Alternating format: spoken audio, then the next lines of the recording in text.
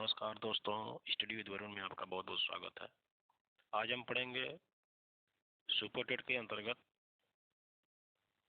एक टॉपिक है शिक्षण कौशल।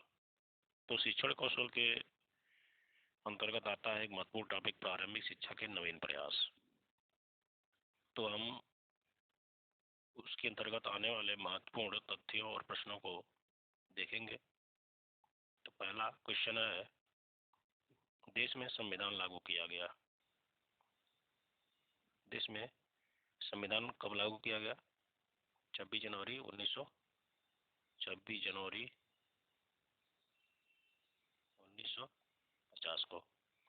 दूसरा है, निःशुल्क एवं अनिवार्य शिक्षा का प्रावधान किस धारा के अंतर्गत किया गया है? धारा 45 के अंतर्गत। धारा 45 के अंतर्गत निःशुल्क एवं अनिवार्य शिक्षा का प्रावधान किया गया है।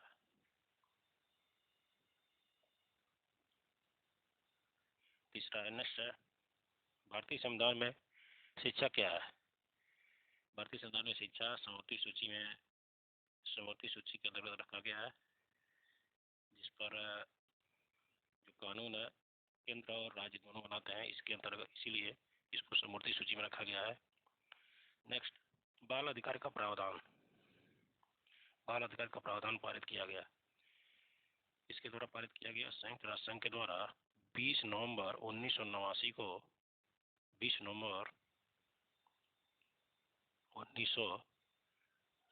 को पारित किया गया संयुक्त राष्ट्र संघ के द्वारा।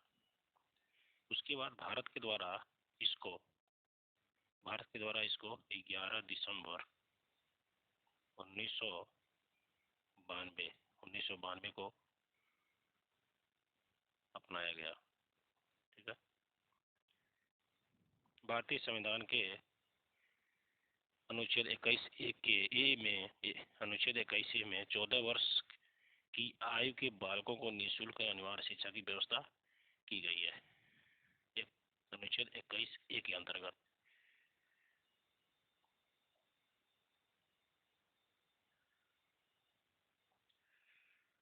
सर्वप्रथम अनिवार्य प्रारंभिक शिक्षा का बिल किस सरकार के समक्ष प्रस्तुत किया गया? तो उस समय गोपाल कृष्ण गोखले थे सरकार में। नेक्स्ट, मिड डे मील कार्यक्रम प्राथमिक स्कूलों के लिए इस विचार से प्रारंभ किया गया कि नामांकन संख्या बच्चों की बढ़ जाए, बच्चे अधिक से अधिक प्राथमिक स्कूल में आए, जिसके अंतर्गत मिड डे मील कार्यक्रम प्रारंभ किया गया। सर्व शिक्षा अभियान की शुरुआत 2000-2001 में किया गया। भारत में सर्वप्रथम पुर्तगाली ईसाई मशीनरी आई थी। सर्वप्रथम पुर्तगाली ईसाई मशीनरी आई थी। भारत में ईस्ट इंडिया कंपनी का प्रवेश 1613 में माना जाता है। कंपनी का प्रवेश, ईस्ट इंडिया कंपनी के माध्यम से भारत में ब्रिटिश कालीन शिक्षा की व्यवस्था प्रारंभ हुई। शिक्षा में छनाई का सिद्धांत या निस्यंदन का सिद्धांत लागू किया गया था, जिसके द्वारा लॉर्ड मैकाले के द्वारा।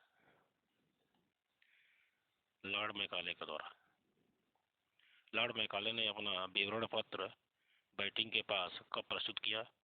तो 2 फरवरी 1835 को लॉर्ड मैकाले ने अपना विवरण पत्र लॉर्ड विलियम बैटिंग के पास प्रस्तुत किया। शिक्षा छनाई का सिद्धांत लागू किया गया था किसके लिए? जन शिक्षा हेतु कि जन को शिक्षा मिले, इसलिए शिक्षा छनाई का सिद्धांत लागू किया गया। कलकत्ता मदरसा की स्थापना किसने की? कलकत्ता मदरसा की स्थापना वारेन हेस्टिंग्स ने की। ये कथन है, बहुत से व्यक्तियों को थोड़ा सा ज्ञान देने की अपेक्षा थोड़े से व्यक्तियों को बहुत सा ज्ञान देना अच्छा है। यह कथन किसने कहा? मैकाले ने। कथन किसने कहा? मैकाले ने। कंपनी के आज्ञा पत्र में परिवर्तन किस सन में किया गया था? ईस्ट इंडिया कंपनी के आज्ञा पत्र में परिवर्तन कब किया गया था? 1853 में।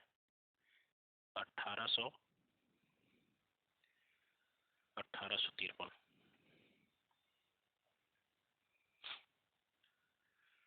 वुड का घोषणा पत्र किस वर्ष में भेजा गया?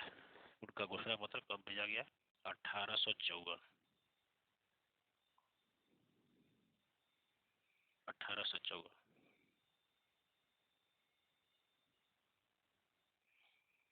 वुड के घोषणा पत्र की प्रमुख सिफारिश क्या थी?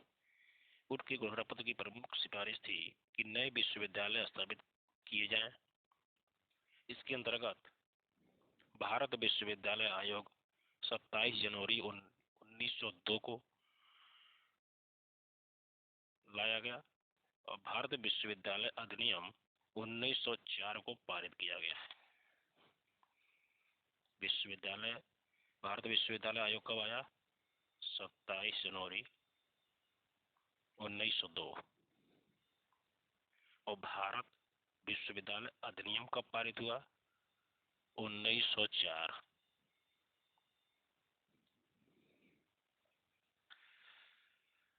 वुड के घोषणा पत्र के अनुसार अब राज्य के सर्वोच्च शिक्षा अधिकारी क्या कहलाएंगे? राज्य के सर्वोच्च शिक्षा अधिकारी क्या कहलाएंगे? जन शिक्षा संचालक। जन शिक्षा संचालक।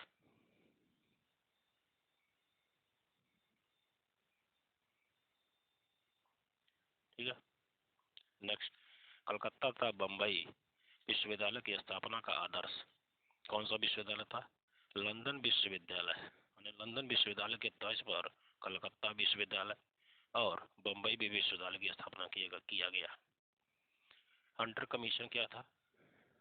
Hunter commission. हंटर कमीशन भारतीय शिक्षा आयोग 3 फरवरी 1882।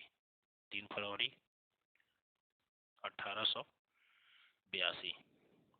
हंटर कमीशन प्रारंभिक शिक्षा पर प्रथम आयोग। प्रारंभिक शिक्षा पर प्रथम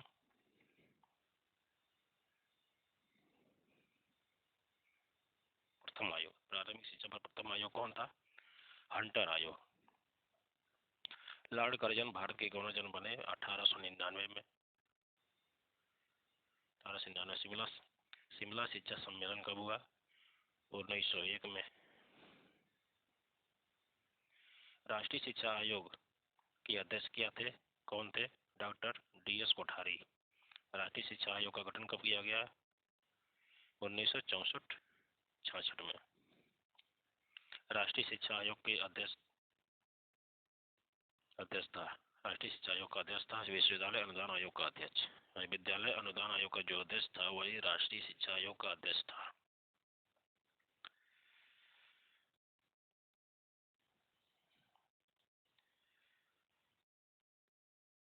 राष्ट्रीय शिक्षा नीति के अनुसार पूरे देश में शैक्षिक ढांचे को अपनाने का सुझाव दिया गया था 10+2+3। जनता सरकार द्वारा घोषित नई शिक्षा नीति के अनुसार शैक्षिक संरचना के स्तर हैं।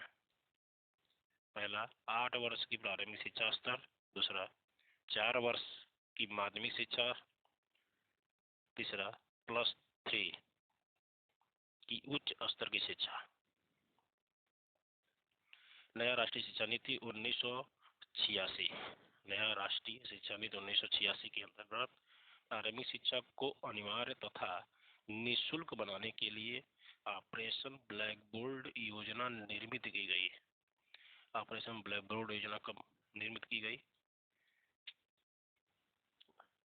1988। ऑपरेशन ब्लैक बोर्ड योजना 1988 को निर्मित की गई। राष्ट्रीय शिक्षा नीति 1992 के संशोधित कार्यक्रम को कितने खंडों में बांटा गया? 23 खंडों में। कितने खंडों में? 23 खंडों में। 23 खंडों में। राष्ट्रीय शिक्षा नीति 1986 की समीक्षा के लिए श्री राम मूर्ति की अध्यक्षता में समिति का गठन किया गया 7 मई 1990 को। प्रोफेसर यशपाल समिति से पूर्व किस समिति ने छात्रों पर पढ़ाई का बोझ पर चिंता व्यक्त किया? तो किसने व्यक्त किया? पटेल समिति ने। पटेल समिति। प्रोफेसर यशपाल समिति का जो गठन किया गया वह मार्च 1992 को किया गया। उत्तर प्रदेश में मिड डे मील योजना 1995-96 बहुत महत्वपूर्ण क्वेश्चन है। मिड डे मील की योजना कब शुरू किया गया? 1995-1996 में। नेक्स्ट, पटेल एक्ट संबंधित है प्राथमिक शिक्षा में गुणात्मक एवं परिणात्मक वृद्धि से। पटेल एक्ट संबंधित है प्रारंभिक शिक्षा में गुणात्मक एवं परिणात्मक वृद्धि से। गोखले विधेयक प्रस्तुत किया गया 16 मार्च 1911। गोखले विधेयक प्रस्तुत किया गया 16 मार्च 1911 को। हंटर कमीशन के समक्ष प्रारंभिक शिक्षा को अनिवार्य और निःशुल्क करने का प्रस्ताव रखा। किसने रखा? दादाभाई नौरोजी ने। प्राच्य पाश्चात्य विवाद का जन्म हुआ। प्राच्य पाश्चात्य विवाद का जन्म हुआ 1813 की आज्ञा पत्र से। राष्ट्रीय बाल श्रम परियोजना संचालित किया गया। राष्ट्रीय बाल श्रम परियोजना प्रारंभ किया गया 9वीं पंचवर्षीय योजना में। उत्तर प्रदेश में स्कूल चलो अभियान शुरू किया गया 2004 में। बहुत महत्वपूर्ण क्वेश्चन है। 2004 में स्कूल चलो अभियान शुरू किया गया 2004 में। राष्ट्रीय साक्षर मिशन। राष्ट्रीय साक्षरता मिशन की स्थापना के बाद सर्वप्रथम संपूर्ण साक्षरता अभियान की घोषणा की गई केरल राज्य में।